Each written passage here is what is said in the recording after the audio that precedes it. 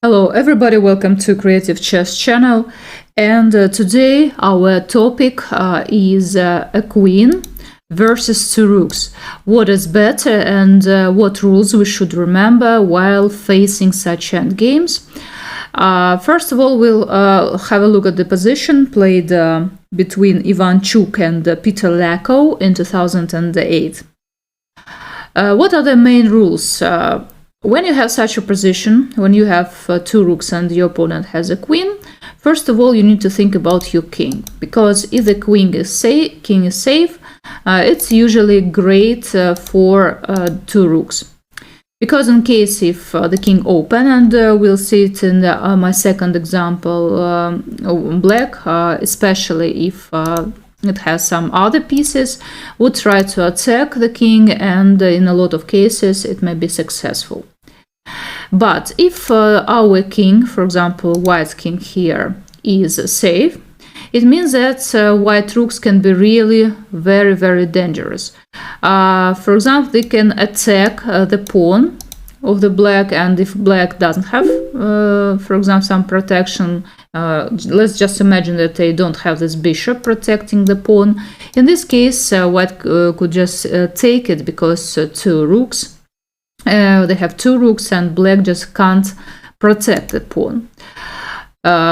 So these are the main rules, and of course white rooks need these open files to fight. Okay, let's return to the game. Ivanchuk Leko, it was white to play, and here white made a very interesting move. The best move in this position is bishop e3. So why is that? They don't allow black to push the pawn to make this e3 move, because you see this battery is looking and going to damage the white king, actually to checkmate it. That's why first we make our king safe. Queen f6 was played, the pawn is under attack. Okay, no problem, c3 is played, and we are going just to develop pieces and then bring maybe the rook into the game. Bishop d6. Here it's obvious that black wants to try to checkmate the white king, but here they played not very correctly. Instead, they should have played h5. I told you that for black it's essential to try to open the king. In this case, it was better to play h5, because anyway sooner or later white should play g3, and then our attack can be really very powerful. But instead they played bishop to d6, knight d2, queen e5, careful, but it's easily protected, g3. h6 was played, and now quite an important move. Guys, remember, your rooks need some open files. How to open the file, and where is this file? Here a great move is a4. So we try to open this a file and to bring our rook into the game. Before might have been played but wasn't played. Actually, Leko played bishop to c6.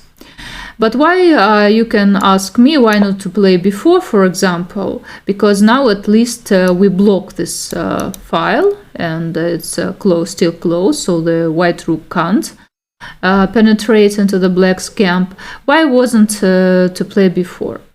Playing before, you're giving this precious square, c4 square, for the knight, and actually immediately knight jumps there, queen e6, and knight can just take, cb, you see everything is forced, and now after rook e d1, queen c7, for example, rook can go to d4, and you see that now white activates the rook, white king, which is very important, is safe, can go to g2, for example, and you see that rooks can jump into the game.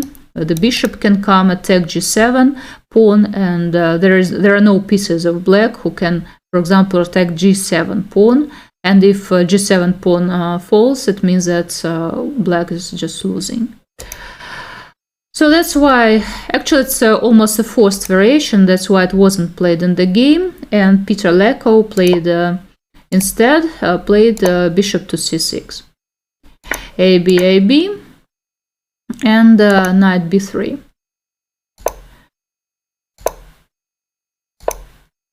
Bishop d5, h4, king g8, and knight c1.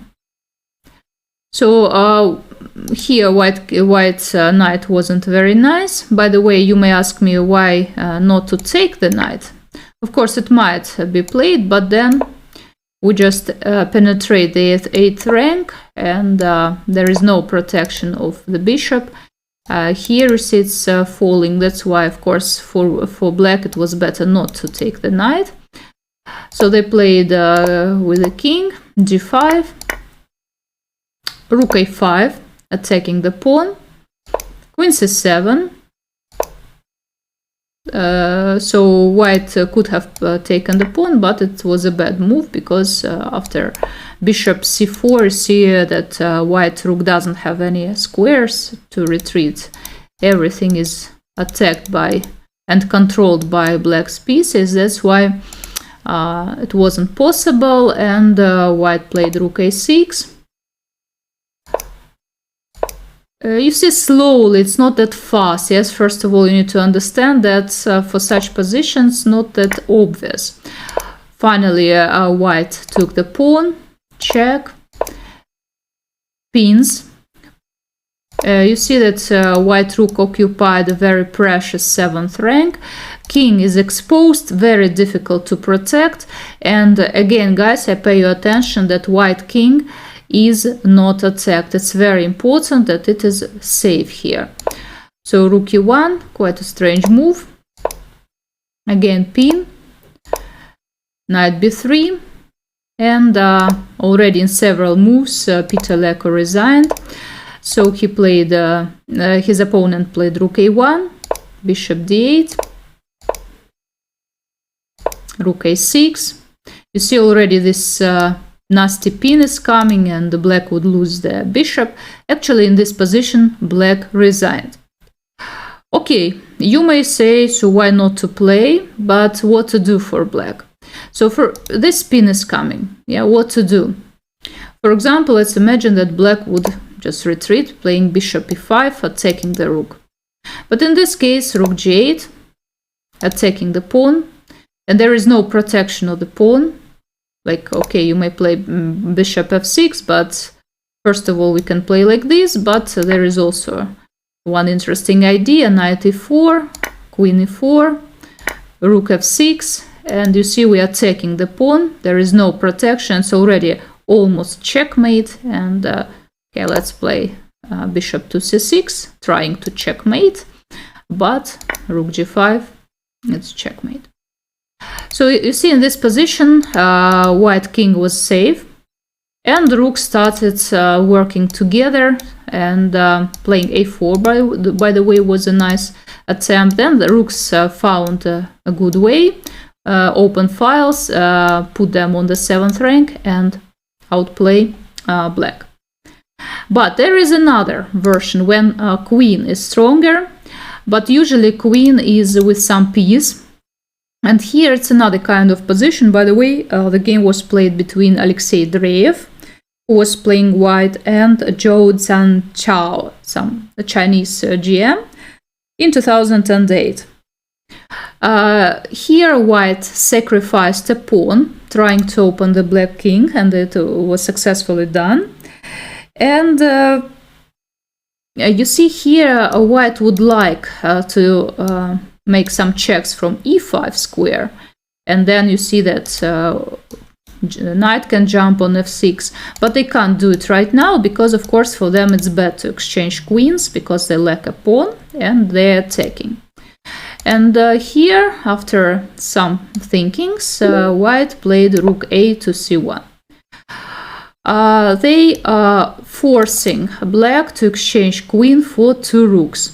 Because why white could do this? Because the king is open, and I told you that if the king is open, sometimes rooks can be quite awkward, in protection of their king. That's why here white played everything correctly. Okay, why not to avoid the exchange? Let us say play here. Because the rook also needs to take protection of h6. So just imagine we play queen d8, and again it's almost forced variation, so we are giving space for this check. King h7, let us say queen f4, queen f8, rook c1, and there is no protection, so the white rook just goes to c7, attacks everything with a lot of winning chances. Actually, it's completely lost for black. That's why it was no opportunity to avoid the exchange, and black took in between move. It's important. First we make check, and now take. It seems that white's king is a bit exposed, but here it doesn't matter much because there are no threats. And actually, white king can survive its bad days. Rook c2, king e1, rook c1, king goes to d2, and now the second rook is in the game. Seems terrible, but okay, black only has one check, and there are no other checks, especially, I mean, that after queen f4, which was played in the game. You see, now all the checks are useless. f5 was played, but let's have a look what would happen if black just go on with checks. But it won't help me. After king e3, it turned out that black doesn't have any more checks except this one. But in this case, just king d3. And you see that we are taking the rook, so the rook has to retreat, and everything is hanging. Let's here it's impossible, it can be taken, and if there, you see everything is hanging, and now we're just checkmating them. So yeah, that's why after queen f4 they played f5, queen h6. We are threatening to checkmate. Black protected, but after several moves like queen e3 and h4, black resigned. Because they're standing passively, this rook has to control these squares from checkmate, and nobody can stop the pawn. It will just move and move and move to promotion. Here white won. You see, now we saw a completely different situation. Than queen and the piece are winning in this battle. So why is that? Because you see, black king was exposed, and queen together with the knight made a very good game together and outplayed black. So if to sum it up, I may say that in closed positions, when you have, for example, if you have a queen, you should try to attack. Yeah, you should try to open the king, and to bring another piece. If you have one, it's even better to attack being together. But if you don't have the queen, you need to try to stay safe with your king, and try to look for open files with your rooks to get to a lot of different 7th rank, for example, 2nd rank if you're playing black. And also be very careful, don't open your king, and you will definitely win. So guys, I hope you like the video. Please subscribe to my YouTube chess channel. See you in my next videos, and bye bye.